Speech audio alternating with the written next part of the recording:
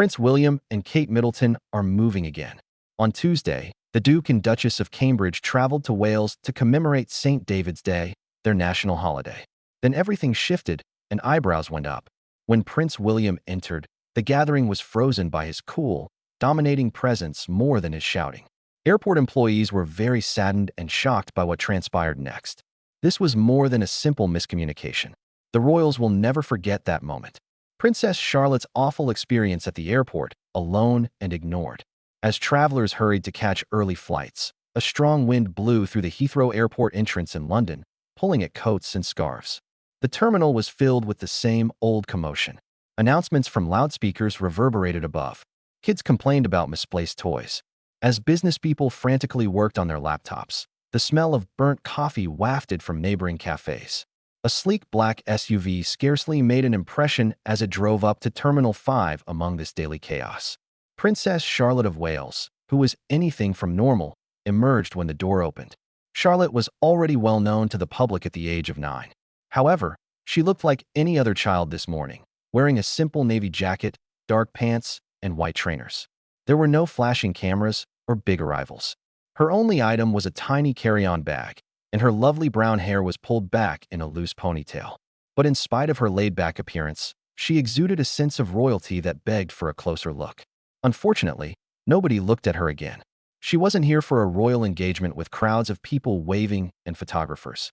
As part of her early royal responsibilities, her parents had pushed her to travel to Edinburgh to attend a children's charity event.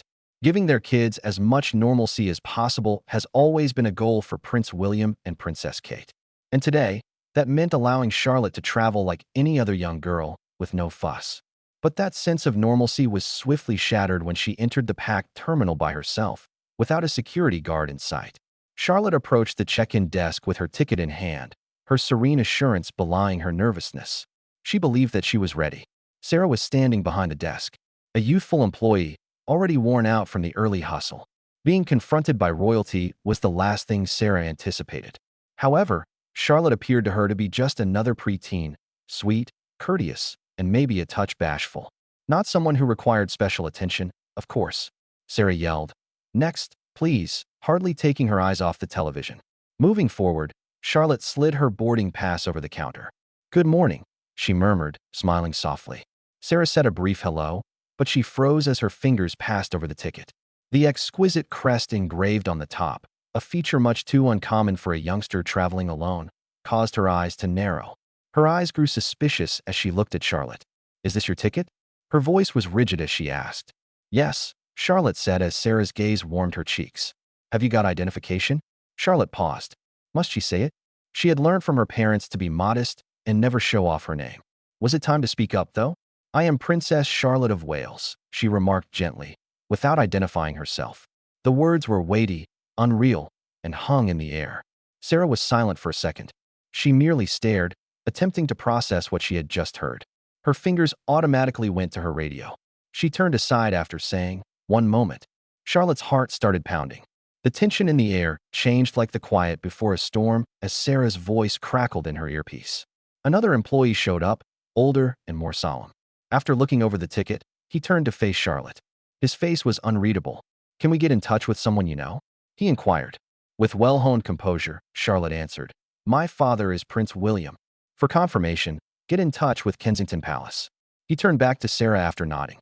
"Check it right away."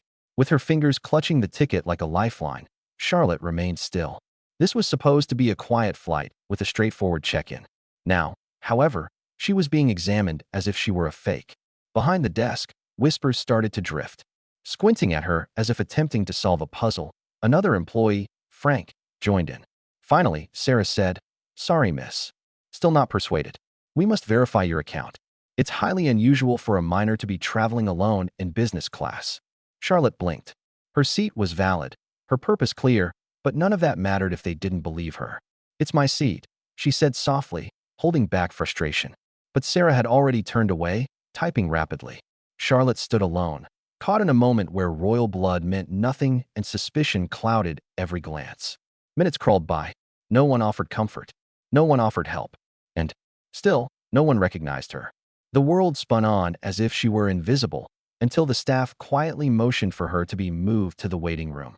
But why exactly was she being isolated? What silent alarm had been triggered behind those whispers? Stay with us, because the answer may shock you. Trapped in the waiting room, Charlotte stood frozen as Sarah turned back to face her, her expression unreadable, like a mask no one could see behind. The calm, almost mechanical tone in her voice made it worse. "I'm afraid I'll have to escort you to a holding area," she said firmly. "We need to verify the payment for your seat." It wasn't a request. It was a decision already made. Charlotte's heart raced. This was no longer a small mistake, not a minor hiccup. Something had changed.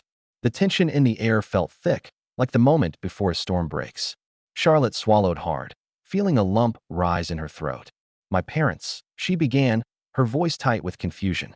But Sarah was already signaling to someone nearby. A man in a navy blue uniform approached. His steps brisk and steady. His shoulders were squared, and his voice carried a tone that left no space for negotiation. "Please follow me." Everything around her slowed as she scanned the bustling airport one last time. People were laughing, checking luggage, grabbing coffee, but none of them looked her way.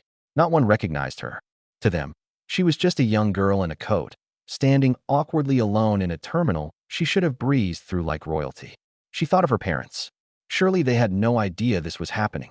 They had told her this trip mattered, that she was ready to represent something larger than herself. Yet here she was, being walked away like a problem no one wanted to deal with. She followed the man silently, her small frame barely making a sound as her shoes touched the tiled floor. Around her, adults towered like statues, moving with purpose while she was guided in a direction that felt like nowhere. She remembered her training. Grace under pressure, composure in public, never losing control. No crying, no drama. Keep it together. They reached a side room. The lights buzzed like insects above her head, flickering slightly, as if even they were unsure what came next. The space was plain, stripped of comfort, and the door closed behind her with a soft, chilling click. The silence inside was almost too loud. Charlotte's hand tightened around her boarding pass as if it were the only proof she had of belonging here. Then the door opened again. A different staff member entered, older, with tired eyes and a name tag that read George. He looked at her, then at the ticket in her hand.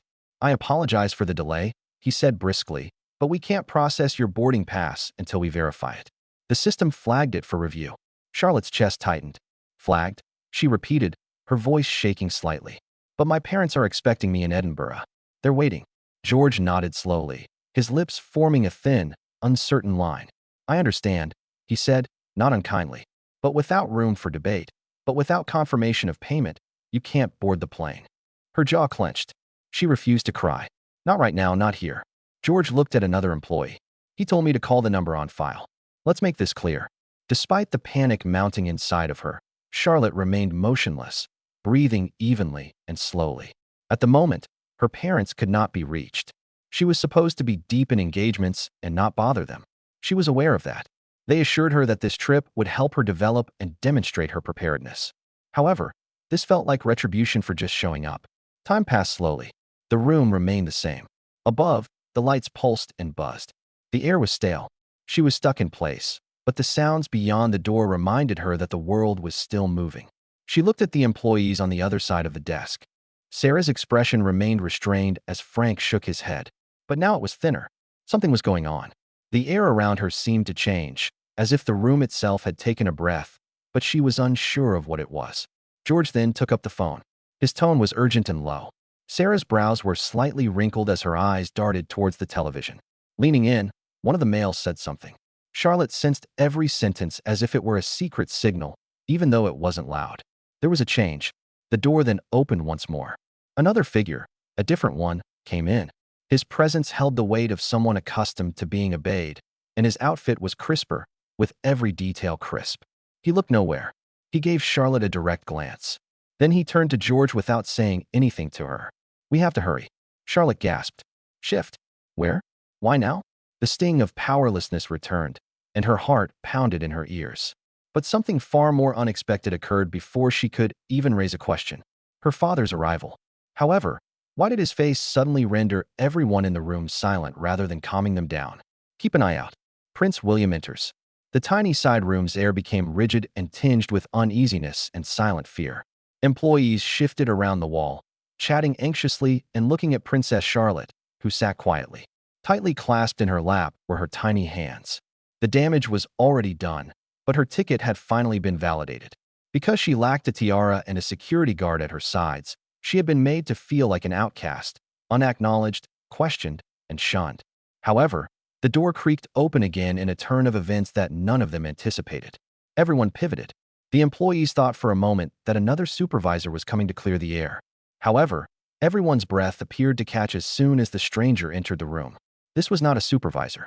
It wasn't a security guard or another passenger. Prince William was the one. Tall, calm, and distinctly royal, he walked in with a serene strength that shrank the room. His daughter instantly caught his attention. Charlotte's face shifted in that instant. Her father was present, not only as a parent but also as the future king, and he went from calm defiance to hardly restrained relief. The employees froze, their mouths slightly open. The employee who had initially confronted Charlotte, Sarah, quickly became pale. As William moved slowly across the room, she took an instinctual step back. Words were not yet required. His very presence was sufficient to compel responsibility. Could someone please explain the removal of my daughter from the terminal? Prince William spoke in a steady, composed tone. Under everything, however, there was a distinct heat that required explanations. Sarah's professionalism began to disintegrate as she stammered. "We didn't realize there was uncertainty, Your Royal Highness." Her ticket was valid, indeed. She identified herself, and William's tone became firmer. But as though she posed a security danger, she was interrogated, questioned, and put in this chamber. A child who is 9 years old. Charlotte said nothing, observing the takeover of her father's protective tendencies. Frank, the man next to Sarah, moved forward, obviously shaken. "We sincerely apologize for the miscommunication, sir. We didn't know." William didn't speak louder. He didn't have to. "Because you didn't pay attention, you made assumptions, and you saw a young girl traveling alone and believed she didn't belong, so you didn't know." The ensuing hush was deafening. As she talked, Sarah's voice cracked a little. "I apologize so much, Your Highness. I just did what I was told." "We didn't mean any harm," William said, "but harm was done. It doesn't matter what you meant. You degraded a royal family member and, more significantly, a child, my child." Sarah's calm broke, and the emotional strain peaked. Her voice faltered. "Please accept my sincere apologies. We didn't intend to upset anyone. We are pleading with you to comprehend." William gave Charlotte a look. His features became a little softer. "Are you okay?" Charlotte nodded slightly. "Now I'm all right, Daddy." He looked back at the employees. "Let's make sure this doesn't occur again." Frank gave a forceful nod. "Of course, sir. We'll take action." The room's energy changed almost immediately. I apologized without warning. The employees hurried to make things right. Apologies were written on Charlotte's reissued ticket more in their body language than in their words. She was given a voucher by a manager. Another asked tremblingly whether she wanted to be personally taken to her gate. William, however, nodded curtly and refused. "We'll take care of it." Heads bowed around the room as they turned to go.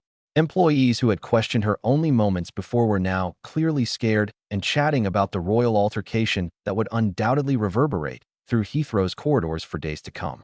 A royal reckoning resulted from what had begun as a calm misunderstanding. Furthermore, Charlotte's composed demeanor spoke louder than her words. Although both of them had imparted the lesson, her father had spoken for her. Charlotte glanced back at the astonished faces behind them as they left the room. She was still wondering if they would change or if they would be muttering about this later out of embarrassment. Now, the aftermath, the father's talk. But when they were alone, what would William say to her? Remain near. Because what followed was not merely a matter of paternal care. Rather, it exposed a more profound royal reality that none had anticipated. Princess Charlotte learned a valuable lesson from her father. Charlotte walked next to Prince William, her father. They walked down the special corridor of the terminal, her tiny fingers curling around him.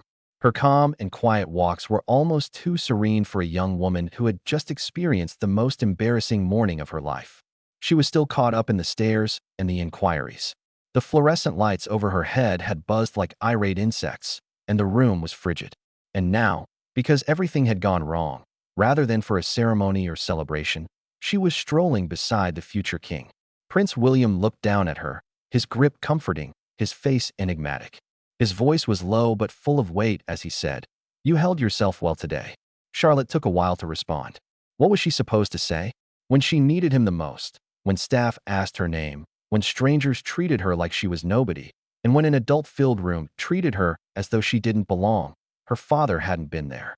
Finally, with a voice that was no more than a whisper, she said, "I don't think they recognized me." William let out a low, almost guilty sigh. He acknowledged that it's feasible, but that doesn't mean it's correct. Startled, she glanced up at him. His tone was devoid of royal grace. No deliberate evasion of hard realities, only candor. "Do you believe that because I wasn't with you, they treated me that way?" she inquired. The question hovered between them like a heavy, uneasy fog. Prince William had a brief pause in his stride. The corridor was calm, secure, and free of obstructions. "Uniforms are respected by some," he remarked cautiously. "Wealth is respected by some, but not everyone finds worth in things they don't comprehend." Charlotte nodded, but her chest continued to hurt. "They acted as though I was lying and that I had no right to be there." William made the gesture of a father, not a prince, by kneeling in front of her until they were eye level. "People see what they want to see, Charlotte. There was nothing wrong with you. You didn't back down. For most grown males, I couldn't say more than that." A pause. He went on to say, "But now it's my turn." They started walking again. Staff who had previously ignored Charlotte now froze when they saw Prince William approaching the central security checkpoint. After almost dropping his radio, one cop got up and gave a brief nod. With obvious nervousness, he said, "Your Royal Highness. We apologized for the earlier. A miscommunication occurred. Was it present?" William's voice became abruptly stern as he asked. The cop opened his mouth, then closed it again. He was at a loss for words. Charlotte observed her father managing the situation with a level of authority she had not yet comprehended. He didn't have to yell. He didn't ask for an apology. He just was. And the world was skewed around him because of it. He swiveled just enough to catch a glimpse of his daughter. "Remain near," he said. She also did.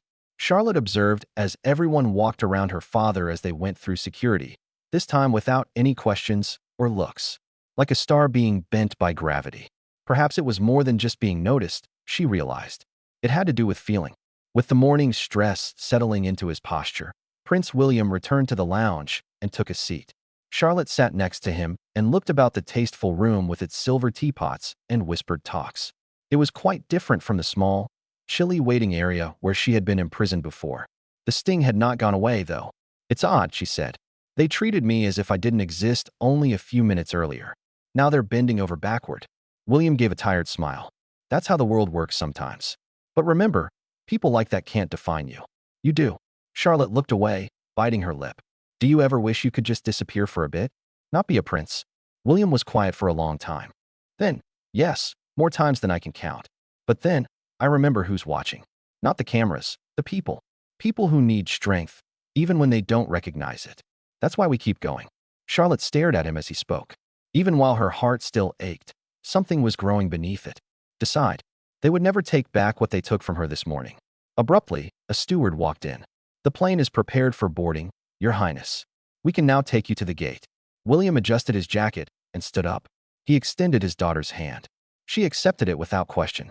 Passengers pointed and murmured at Charlotte's father rather than her as they approached the gate. But she didn't feel invisible this time. She felt strong because of what she had overcome, not because of the person she was standing next to. "We appreciate you seeing this royal twist. How would you respond to the staff member's error if you were Prince William? Leave a comment below with your opinions. Remember to subscribe and like.